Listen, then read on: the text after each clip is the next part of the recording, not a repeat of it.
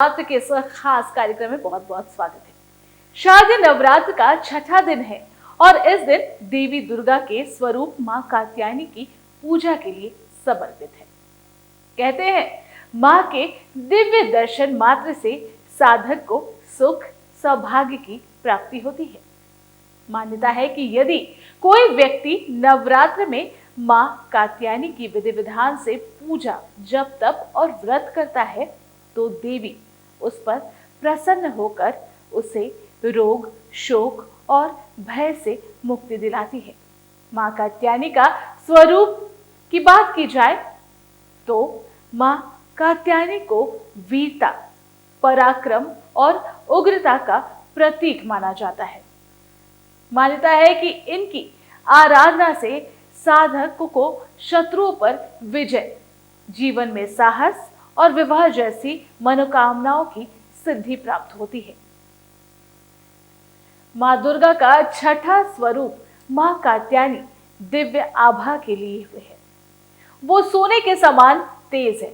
चार भुजाओं वाली मां कात्यायनी का एक हाथ वर मुद्रा तो दूसरा अभय मुद्रा में रहता है। वहीं एक हाथ में उन्होंने तलवार तो दूसरे हाथ में कमल का फूल रखा है। देवी दुर्गा के समान मां कात्यायनी की सिंह की सवारी करती हैं। वहीं अगर हम बात करें पौराणिक कथाओं की तो पौराणिक कथाओं के अनुसार जब महिषासुर नामक राक्षस ने देवताओं और पृथ्वी पर उत्पात मचाना शुरू किया तो सभी देवता परेशान हो गए।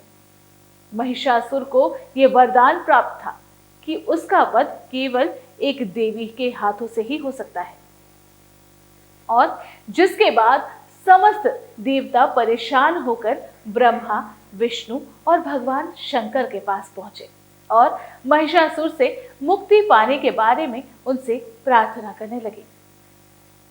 इसके बाद तीनों देव ने मिलकर अपनी अपनी शक्तियां एकत्रित की और एक दिव्य तेज का निर्माण किया। ये तेज महिषी कात्यायन के आश्रम में प्रकट हुआ और महिषी कात्यायन ने उस तेज से उत्पन्न हुई कन्या को अपनी पुत्री के रूप में स्वीकार किया। इसी वजह से देवी के इस रूप को कात्यायनी कहा गया है। पौराणिक कथा के अनुसार कात्यायनी देवी ही आगे चलकर महिषासुर का वध करती है और देवताओं को उसके आतंक से मुक्ति दिलाती है। ये थी मां कात्यायनी की पौराणिक कथा और क्यों लिया था देवी ने ये अवतार। वहीं अगर बात की जाए तो माता के पूजा की विधि की तो चलिए वो भी जान लेते हैं कि कैसे करनी चाहिए माता की पूजा। देवी कात्यायनी की पूजा करने से पहले नवरात्र के छठे दिन सूर्य उदय से पहले उठकर स्नान ध्यान करके साफ कपड़े धारण करने चाहिए। हिंदू मान्यता के अनुसार देवी की पूजा के लिए ईशान कोण में चौकी और लाल रंग का कपड़ा बिछाएं और उस पर मां कात्यायनी का चित्र या फिर प्रतिमा रखें। इसके बाद माता को पीले रंग के पुष्प और वस्त्र अर्पित करें। कहते हैं देवी को पीला रंग अत्यधिक प्रिय है। इसके बाद मां कात्यायनी की धूप दीप फल फूल रोली अक्षत पीली मिठाई आदि से पूजा करें। देवी के मंत्र ओम देवी कात्यायनी नमः श्लोक आदि का उच्चारण करें।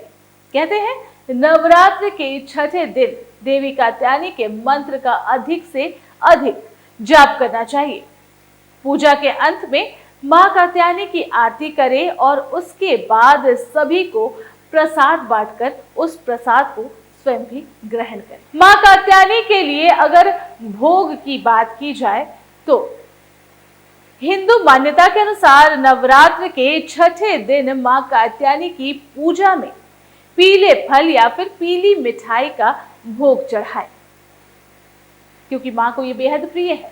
ऐसा करने से मां प्रसन्न होकर अपने भक्तों को सुख समृद्धि का आशीर्वाद देती है और मां आपके